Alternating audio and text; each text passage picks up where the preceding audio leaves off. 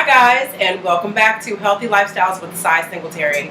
Today I'm going to give you something that is essential in having a different protein source. It's making seitan. Now I know in some of the other videos that I've talked about certain vegan aspects and other ways to just make your lifestyles a little bit healthy, even if you have a day or two or maybe three where a couple days you're vegan, a couple days you're vegetarian, and then other days you eat meat. Making seitan is so easy. I'm going to show you how you do it, okay? Basically, seitan is made from vital wheat gluten. Everybody is not gluten intolerant. I am not gluten intolerant, and I'm happy because I'm allergic to seafood with a couple of exceptions, and I'm allergic to tree nuts, but this I can eat. Now, I don't know if you can see this, but this says 75 to 80% protein. This is an amazing protein source. So what you do is you just take this and you pour it into just any bowl, okay? Now I'm going to make a lot of seitan, so I'm pouring the rest of the bag in here. Okay, let me get out.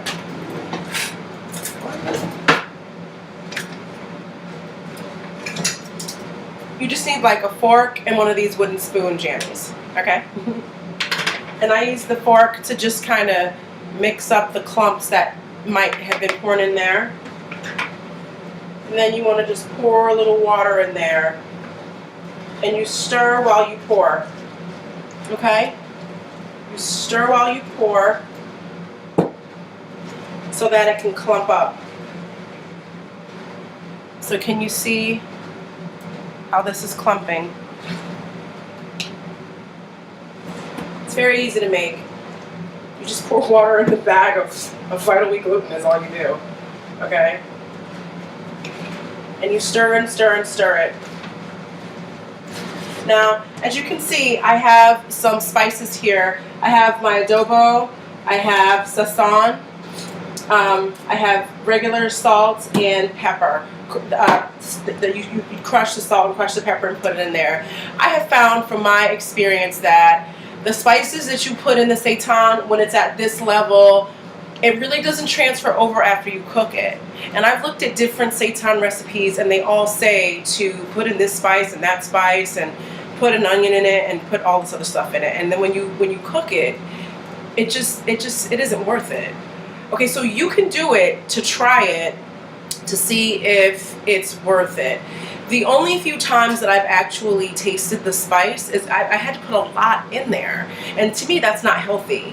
So when you use the seitan, you can use them in sandwiches, you can use them in salads, you can use them in stir fries, and I'm going to have some videos coming up with just those recipes.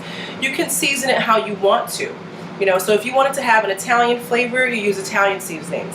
If you wanted to have a Spanish flavor, then you use Spanish seasonings, which I use a lot of that. All right. If you wanted to have a West African flavor, then you have West African seasonings, or just, you know, regular old salt and pepper. So you would put the seasonings in at the cooking portion of it. Okay.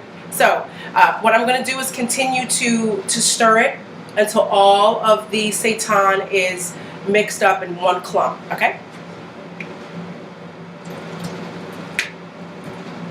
Then you want to make sure that you can get it along the sides so that all of it is together and it's all like, because it's basically like dough. So it's all just one big like like ball, and it has this kind of a mushy consistency. All right, see how I can play with it? It's a little mushy. That's how it's going to feel. Okay, so make sure you have everything out before you start.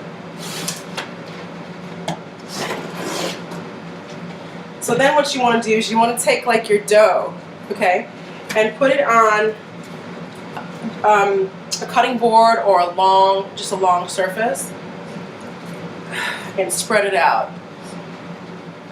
Now you want to spread it out to the width that you want it to be in the end. I personally like my seitan to be a little, like, to have a nice width, and then I cut it nice and thin. Okay, so when you play with it and you play with different recipes, you'll know how big of the dough you want your seitan to be, but this is how I like mine. All right.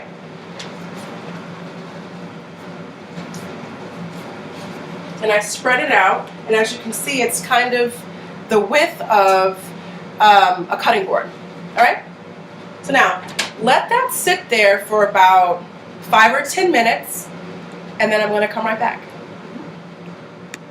Okay, so now I'm going to cut up the seitan so you can see the slices or the size of the slices that I typically do when I cut it up. Now this isn't going to be like a clean cut because it's a little sticky. All right, so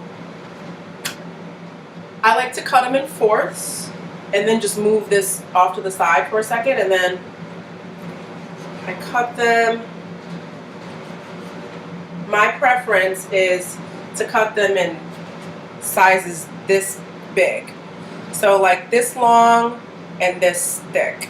So if you need a frame of reference, here's my hand and I have it, I don't want it to fall. All right, so kind of like the length of my hand, and then the width is maybe like the width of a finger. Okay, so those are the slice sizes that I use. So I'm gonna keep cutting them up. Okay.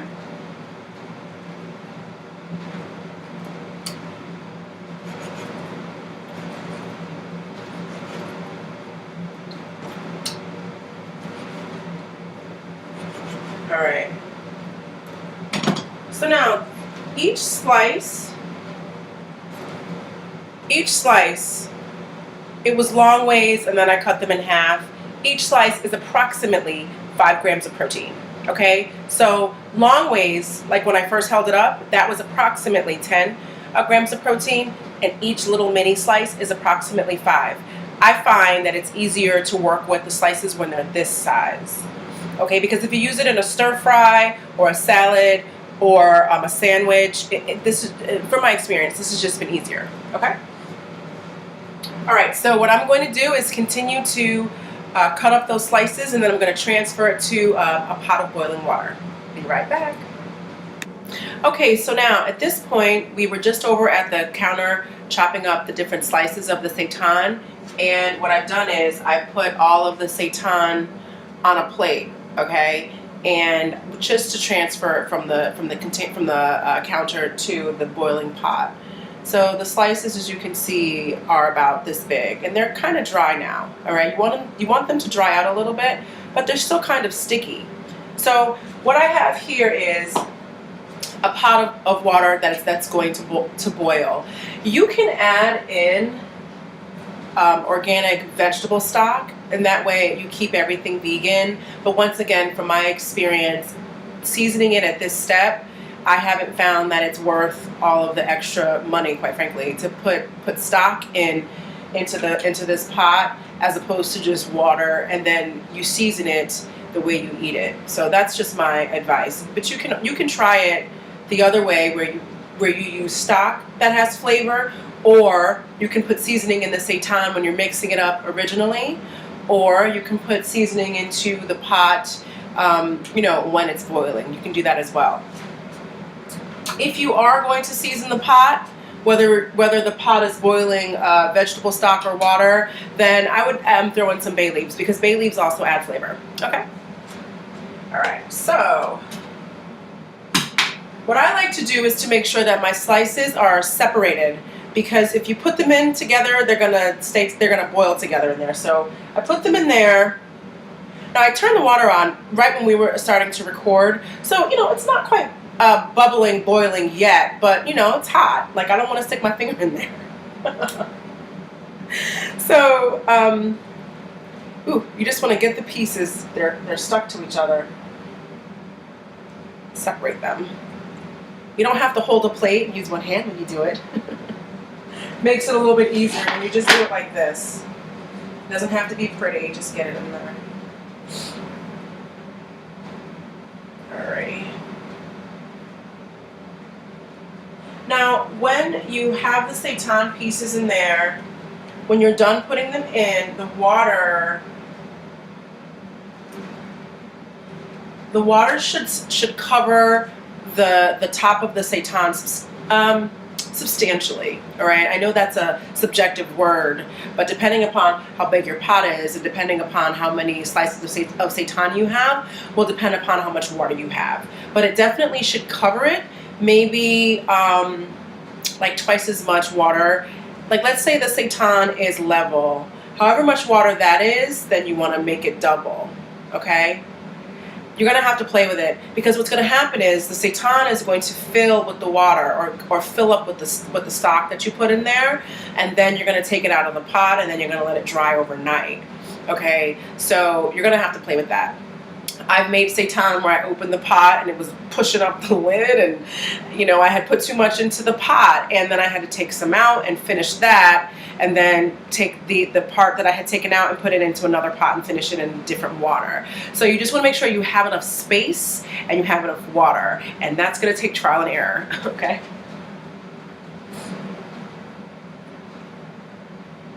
Alrighty.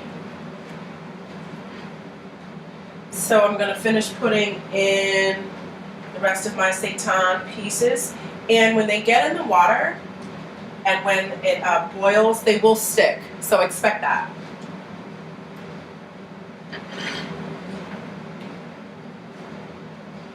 So I'm putting in the last of my seitan. I have a lot of seitan. I made a lot. Alright, here we go.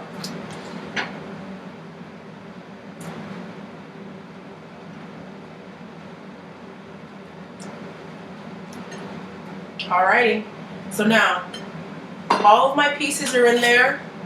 I have this on high, and I'm going to wait until this boils. Let it boil for 1 minute, and then I'm going to put it on low and let it boil for about like 2 or 3 hours. After about an hour and a half, I take off the lid, I take a look, I might stick my finger on it just to see if it bounces back. If you do that, it's going to be hot, just so you know, you're sticking your finger in boiling water, okay? So, but you just want to kind of poke at it just to see if it's spongy or whatever, all right? Okay, so I'm going to wait for this to boil, and then I'm coming right back. Okay, so it's been about a minute, and now the water is boiling with the seitan in it. And so I just want you to see how it should be boiling when you turn down the temperature so that it can go low and slow. Okay, so Mom, can you grab that for me? Oof. Yep. Okay, just hold it for me like that. As you can see, it's really boiling, and as you can see, some of the seitan is already right here, coming to the front of the pot. It's really, really soft there. Okay, that's not anything that you would consider, oh, it's done. No, this is going to happen. Okay, it's going to bubble up and spill over. So when that happens, you might want to stay in the kitchen and watch it. When that happens, you just turn it down from high, turn it to low, let it simmer down so that it goes back down into the pot and it's not so up so much. Okay, that's going to take a few minutes. So let that go down, and then you want to let it boil for about 2 or 3 hours. But like I said, come back in about an hour and a half just to see the consistency. And you can get one of those wooden sticks and you can poke it, or like a fork, and just to see how it feels. Okay, so that's one of the steps of making the seitan, and I'm going to circle back in a couple of hours, and you'll see how it's going to look and feel at that point in time. Okay, so change it from high to low. Set your timer for an hour and a half. After an hour and a half, come check it, poke at it, and then let it stay at that temperature for about another hour and a half. All right? Now, if you used water with no spices, which is how I just did it, the seitan is going to look pretty pale. It's not going to have any color to it. All right? If you use a veggie stock, it's going to be a little bit darker. If you use spices, it's going to be a little bit darker. So your seitan might not look like this seitan, and it might not look like store-bought seitan, or if you have some seitan that you get in a meal at a vegan restaurant. But that's because they added a stock or seasonings or whatever. Okay? So I'll be right back in about an hour and a half. Hey guys, and so we are back, and so that has been 90 minutes. So what I've done is I turned the you want to turn the oven off, or the stove or whatever. Take off the lid. It's gonna settle a teeny tiny bit, and then what I do is I just do that. Ooh, that hurt. Don't keep your finger on it. I kept it on there longer than I normally would just because I want to make sure that you guys can see that I'm touching it. But that's what you do. Now, let me grab a piece. Okay, now, here's a piece. If you feel like this is the consistency, ooh, ow.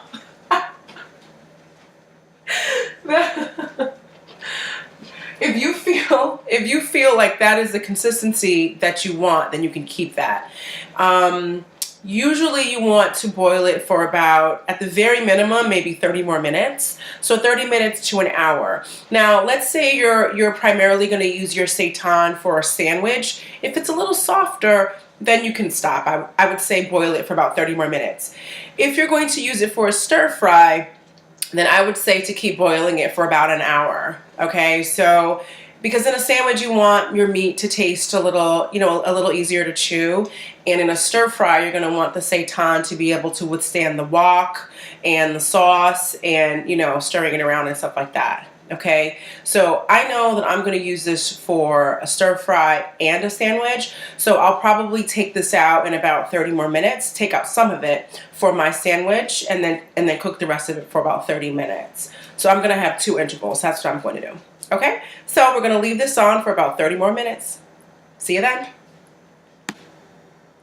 Okay, and we're back, and so it is 30 minutes later, and so what I'm going to do is turn the heat down to off and just touch it and just see how it is. Okay, all right, there we go.